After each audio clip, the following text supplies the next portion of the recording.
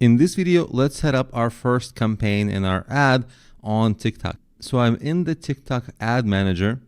When you're creating a campaign, you want to always create a nice descriptive name for the campaign, because over time you'll have many campaigns and you want to be able to recognize your campaigns quickly.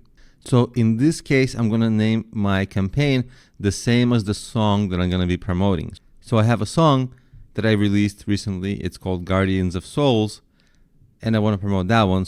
So I'm going to make a obviously easily recognizable campaign name. Then I'm going to choose what I want my goal to be, like website conversions. That's if you're selling something or getting people to sign up for some form. App installs, obviously, if you have an app. Lead generation is if you're trying to collect leads, which has a little bit overlap with website conversions, but website conversions can also mean sales. And there's also website traffic. This is the easiest to get. And for most of us, this is sort of the easiest thing to set up. And this is the goal for everybody. Not everybody has something to sell. Not everybody is trying to get leads, but certainly we all want our TikTok traffic to do something else. Maybe go to our Instagram, our YouTube, our website, etc. So let's choose website traffic. So we'll choose website traffic, and the campaign name is Guardians of Souls, and we'll click continue. Now, here's how it works. They ask you for your ad group name, and you might wonder, like, why do I need to do that? Because I just gave the campaign a name. What's the deal here? And you see on top here, you see one campaign can have many ad groups, and each ad group can have many ads. This is usually how ads are organized. It doesn't matter if you're on Facebook ads or YouTube ads. This is the structure of ads online for the most part. And so you want to give your ad group a good name as well, so that when you have other ad groups, you want to distinguish them. You could just say first ad, just to make your life easier. After that, things get a little more interesting. Placement and targeting. So the placement type, this is where your ads will appear. So you click that, and it will tell you select placement or automatic. If you select placement, you get to choose in which spots you want your ad to be. So some things I don't want, like this top buzz thing, I don't want that necessarily. I just want it to be on TikTok, right? So those might be less effective for me, I think. So I'm going to select not to have them. Great. Location. For now, I want to advertise in the United States. You can even choose which state, but right now I'm not going to choose any state. I'm just going to choose all of them. And I'm going to get out of that. And I'm going to collapse location because I already picked it. And then gender, age. This is also important. So for my music, it's probably not for kids. So I want to make sure I don't advertise to kids. So I'm going to select 25 to 34, this and this. And I don't know if I want the older demographic, because that can get much older, like in the 80s, people who are 80 and over. I don't know that my music will just resonate with them. It's nothing wrong with them listening, but I just don't know if it's for them. I don't know if it's for their taste. And same thing for younger people. Maybe it's not for them either. I'm happy if they listen to it, but I think most of them would not enjoy my music. I hope they do, of course, right? We all hope everybody enjoys what we do. But realistically speaking, in this case, if you advertise to the wrong demographic, you're losing money, right? So you want to have your ad dollars go to the most effective traffic. And then languages, we'll just do English. And then you also want to get into show more options, because this is important, right? I want people who like music, because if somebody doesn't really like music, for sure they won't like my music. They're just going to have limited interest. So we don't want that. So let's look at interest and behavior.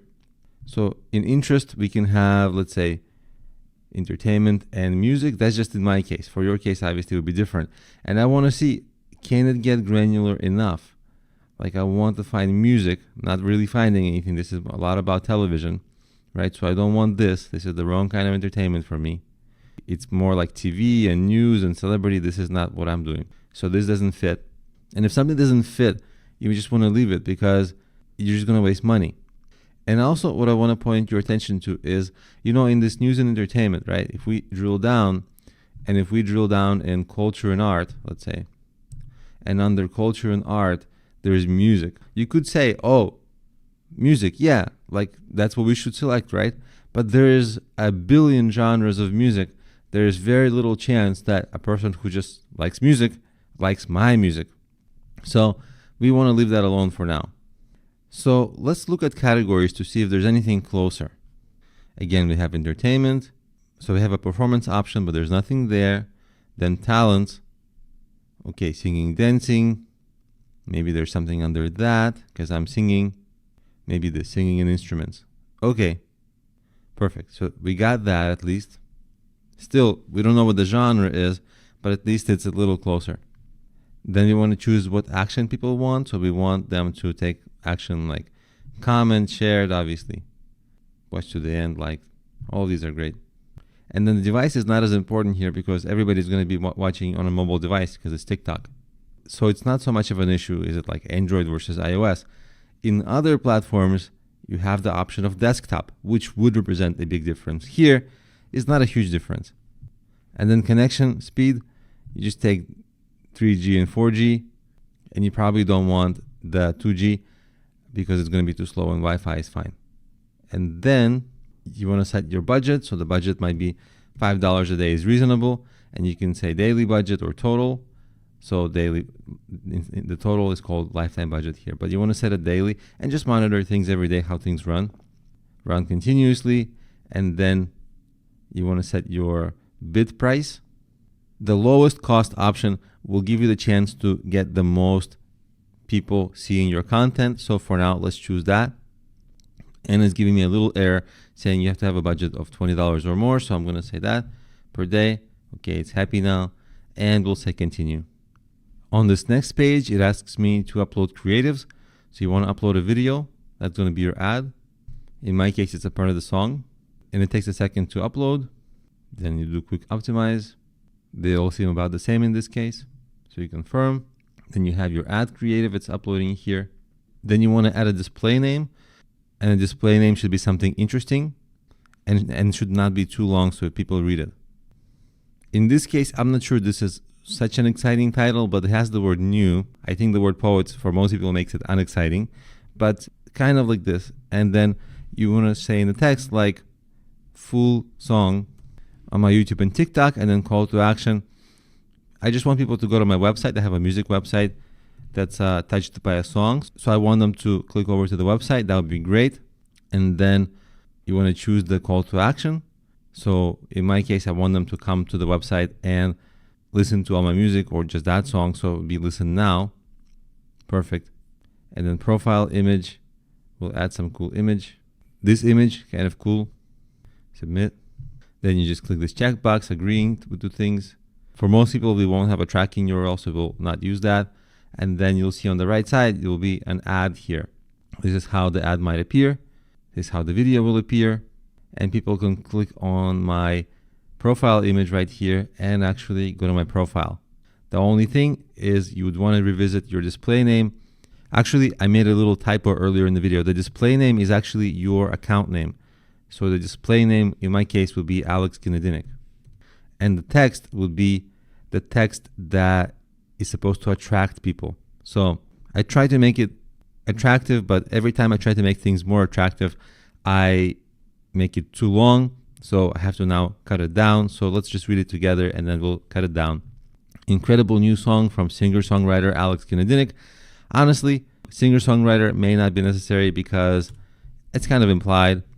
Alex Kinedinik is also too long, but it's good for branding. About the magic of music and poetry. And maybe music and poetry, I can just use one. Let's say music, because for most people these days, people don't really love poetry. And the word incredible can be more interesting. It can be touching.